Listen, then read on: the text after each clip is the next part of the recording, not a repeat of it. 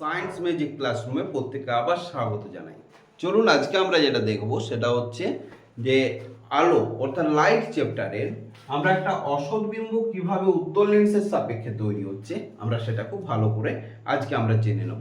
তার জন্য আমরা এখানে কি করেছি, আমরা একটা উত্তল লেন্স নিয়েছি। আমরা মনে করেছি LL1 এটা হচ্ছে একটা উত্তল লেন্স, এবং উত্তল লেন্সের সামনে আমরা দেখতে পাচ্ছি F1 একদিকে ফোকাস রয়েছে, এদিকে রয়েছে F2 ফোকাস। এই জায়গাতে আমরা যদি ফোকাস দূরত্বে কোনো একটা বস্তুকে রাখি, অর্থাৎ এফ দূরত্বের মধ্যে যদি কোনো বস্তুকে আমরা রাখি, তাহলে কেমন প্রতিবিম্বটা তৈরি হয় সেটা একবার আমরা দেখে নিই। এখানে আমি PQ বস্তুকে রেখেছি। আমরা জানি কিভাবে প্রতিবিম্বটা তৈরি করে। প্রথমে P বিন্দু থেকে সমান্তরাল একটা আলোক রশ্মি, কার সমান্তরাল? প্রধান অক্ষের সমান্তরালে একটা আলোক রশ্মি এসে পৌঁছাবে। সে কার মধ্যে দিয়ে যাবে? ফোকাস বিন্দুর মধ্যে দিয়ে যাবে। আমরা দেখলাম F2 বিন্দু দিয়ে সেটা সরাসরি বেরিয়ে গেল। এরপর P বিন্দু থেকে আলোক কেন্দ্র দিয়ে একটা রশ্মি যাবে, যে রশ্মিটা কোনো বিক্ষেপ ঘটছে না, সে সরাসরি বেরিয়ে যাচ্ছে।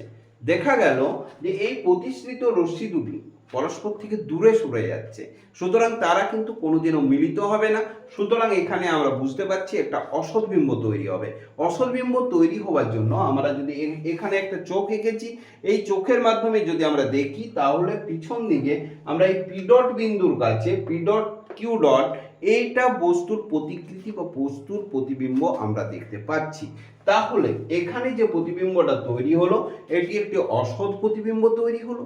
এবং এই অসৎ প্রতিবিম্বের সাথে সাথে আমরা কি কি বৈশিষ্ট্য পেলাম? এটা সমশীর্ষ হচ্ছে, অর্থাৎ বস্তু সাপেক্ষে সোজাসুজি থাকছে, এটা উল্টে যাচ্ছে না।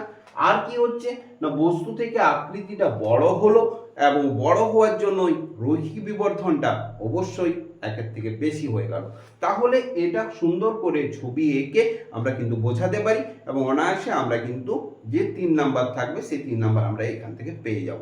আশা করি তোমরা এইভাবে সুন্দর করে ছবিটা এঁকে পেন্সিল, স্কেল এবং কম্পাসের মাধ্যমে সুন্দর করে প্র্যাকটিস করবে, এবং সব সময় আমাদের সাথে থাকো।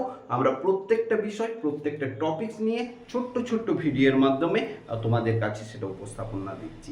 ভালো থাকবে। Thank you. Good night.